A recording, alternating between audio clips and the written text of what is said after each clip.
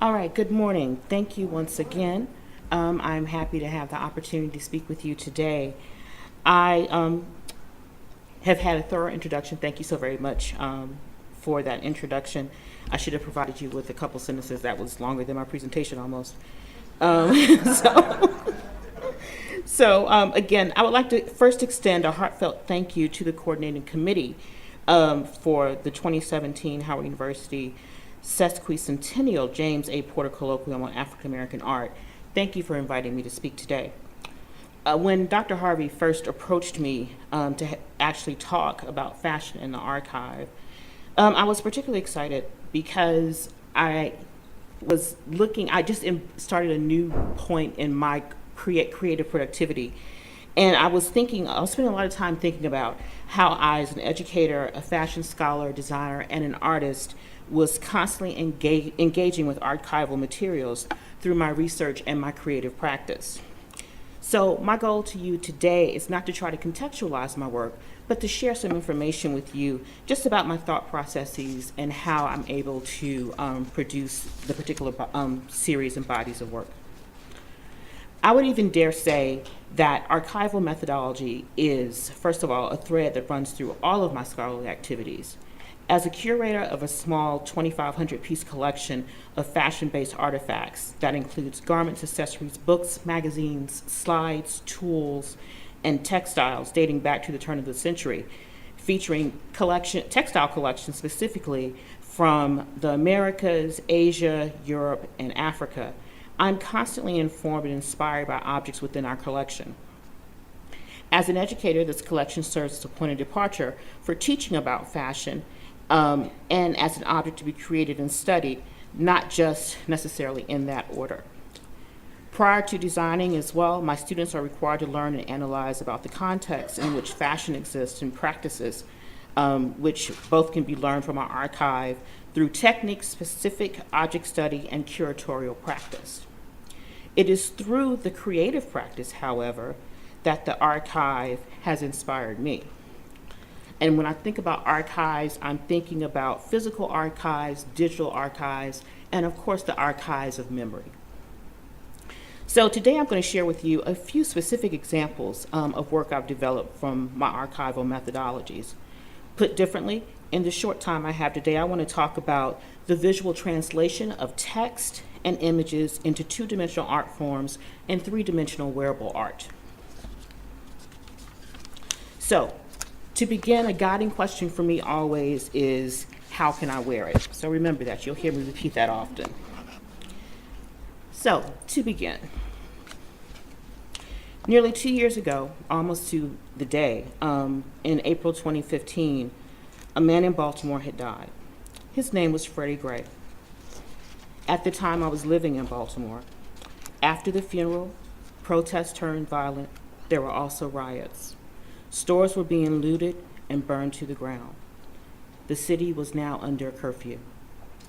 Other than a few cars, stray people out looking for food, groups of people walking the streets after the National Guard made a pass through the neighborhood, basically, Baltimore was desolate after 6 p.m.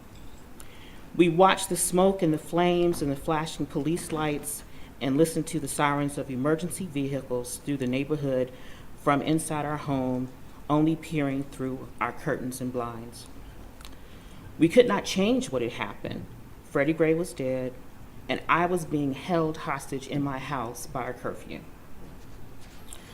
Not to belabor the high levels of frustration for reasons too many to discuss here, during that time, I began to become interested in learning more about policing and deaths associated with policing. I was on the hunt to find some information because I just felt that I needed to know. This was happening close to home. This could have been my husband, this could have been my father, this could have been my brother, could have been cousin, friend, colleague. So I had some concerns. Plus, I had some time I had to fill. So in looking for information, I realized that there was no existing complete textual archive that had lists and documented lists of individuals who had died at the hands of policing. There was a website here, there was a website there, There was a couple books that mentioned individual cases, but there was no comprehensive listing of people. Now, of course, the Washington Times and Washington Post had some sources of information, but not all. So I found an online newspaper archive that was tracking stories about police deaths. Not race specific, but still, I read probably 150 stories that first day. I immersed myself in the literature.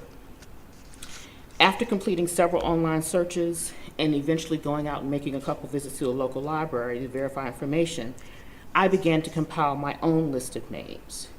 So at that point, I wanted to start with men. The first piece that came out of my story was America the Beautiful. And of course, I was questioning how beautiful America was when we were losing so many black and brown bodies to police violence. This, though, was designed to hang on a wall. A friend of mine who saw it suggested that, oh, I'd like to get that in a t-shirt. But of course, I had bigger questions of how can I wear that? I wasn't interested in doing t-shirt or graphic art. That was not my desire. But I was looking for more nuanced ways that we could wear archival information, textual information that would speak to some of the frustration and pain and suffering and distrust and other feelings that were surfacing in the African American community. So the picture on your right, I started thinking about, because I was working with men, what types of men's garments were available to be worn.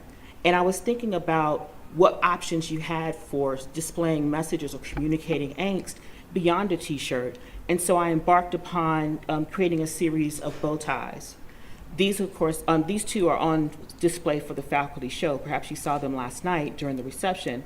They're grouped together, but if you look closely from a distance, they just look like some bow ties. However, both of them feature the names of men who've died at the hands of policing in the United States. And that was my answer to, again, how I can wear it, how I can begin to wear that. Recognizing the victims in a tasteful way. I didn't want to forget the names. I didn't want to forget the names Freddie Gray. I didn't want to forget the names Tamir Rice, Michael Garner, Trayvon Martin. Again, they could have been someone from my family. Somehow, though, in this process, I'd become an activist artist. That wasn't in my plan, but this was the outcome. The next piece deals with my archival engagement through looking at images. There's probably not a single person in this room who hears the term silhouette and does not think of the MacArthur Genius Award winner Kara Walker. Her panoramic black on white silhouette works involve themes of African American racial identity, and I too draw upon the silhouette. I too turn to the silhouette, but creating my own silhouettes from imagery of some of my work. This is an image taken by Professor Ron Beverly. However, I designed the garment, and I was very interested in the lines that were present and trying to figure out how I could turn images into other objects and similarly unrecognizable objects. A few years ago at Porter, Professor Beverly shared this particular image, which was my interpretation of the previous image that you just saw. But again, I always go back to the question, how can I wear it? So going through, I decided that the circle skirt was going to be one of the best ways that I could begin to translate and actually wear and communicate some of the images in which I was interested. And so it wasn't about whether or not, this wasn't an issue about race, it wasn't necessarily about gender. I was just interested in trying to create interesting patterns, things that were visually stimulating, and again, art that was wearable. So that is always, again, an undergirding question for me. I wanted to create also things, though, but as I began to work, and I decided I wanted to create things that were much more emotionally binding. I wanted to create images that were going to require a second and third and fourth looks. It was very important to me to move beyond just the person who was designing clothes and then just reinterpreting them for something to hang on the wall. So moving forward, I began to start seeing images and image production and motifs very differently. I decided that I wanted to start connecting disparate images that may have some thematically centric silhouettes and to create motifs specifically as it related to textile design. I realized that I then wanted to imbue my clothing with cultural and personal meaning, more so than I had before. I wanted to have pieces that I created to become investments, and this was particularly a challenge given the nature of the fashion industry, and there's so much quote unquote fast fashion, and fashion is something that is oftentimes just thrown away. So after many experimentations, and of course teaching, and Professor Harvey mentioned one of the classes I teach is an African American dress class. In preparation for class, I started looking at images and I started looking at the female body. Now, I don't need to go into details specifically about these particular contexts, simply because as art historians and connoisseurs of African art, most of us are familiar, of course, with images of Sarah Bartman. As people who are just living today in today's society, we instantly recognize Beyonce, Nicki Minaj, and of course, Rihanna. So, in looking at these images that were created, I decided that in tandem with my teaching, I wanted to talk about the performance of Blackness and the performance of the Black body, and talk about that in terms of textile design and speak to that. And I won't provide contextual information for that. I will refer you to the Driskell Center's exhibition, Shifting African American Artists and Gaze, to talk more about the contextualization of that.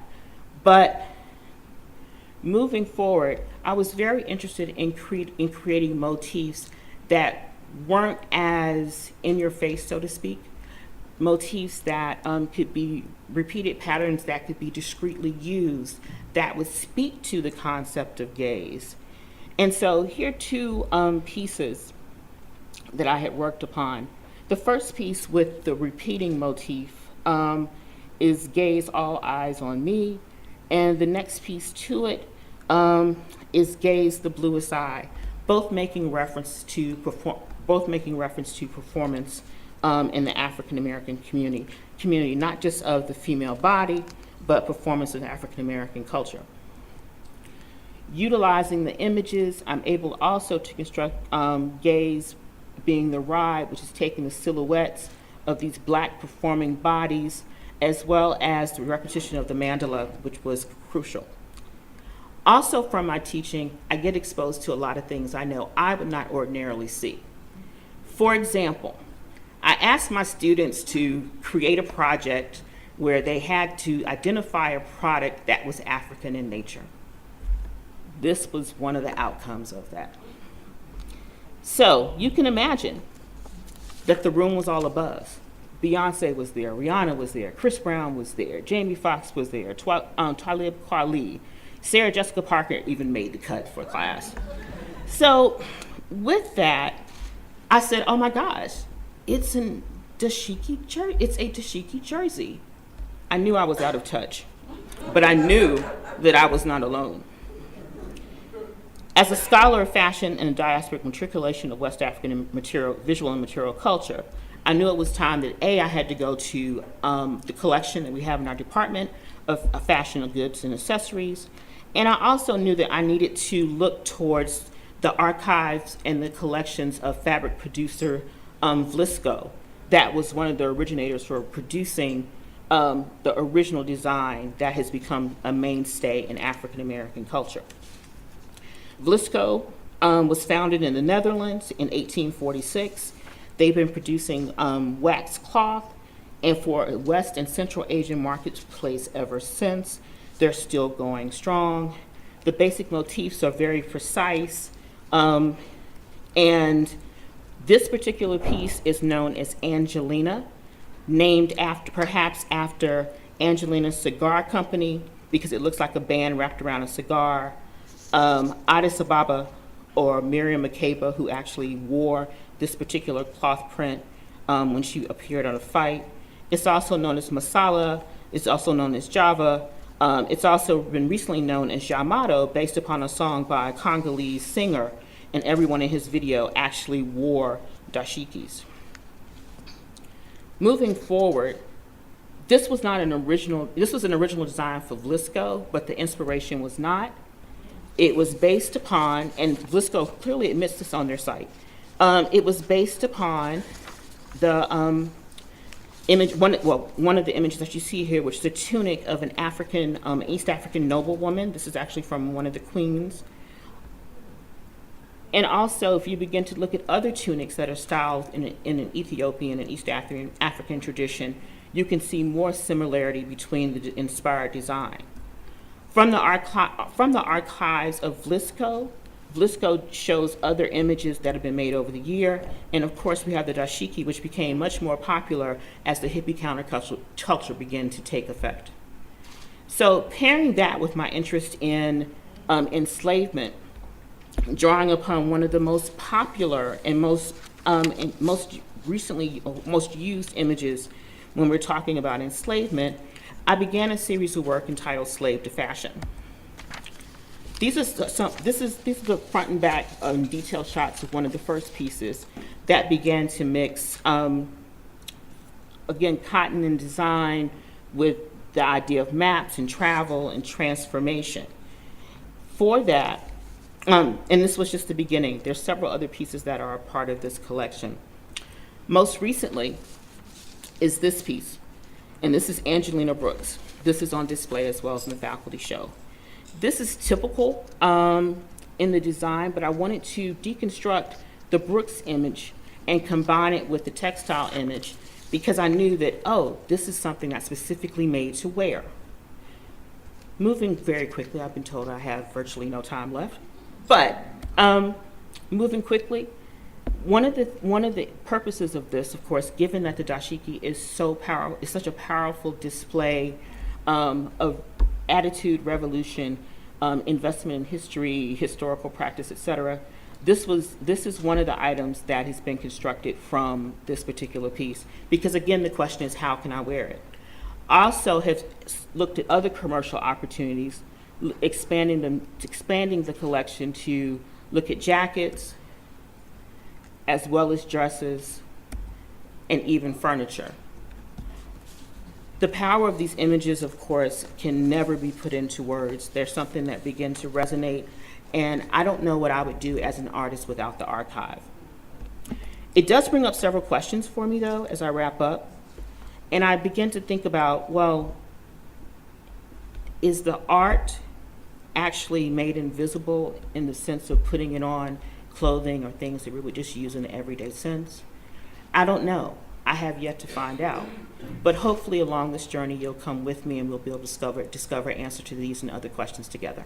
Thank you so very much.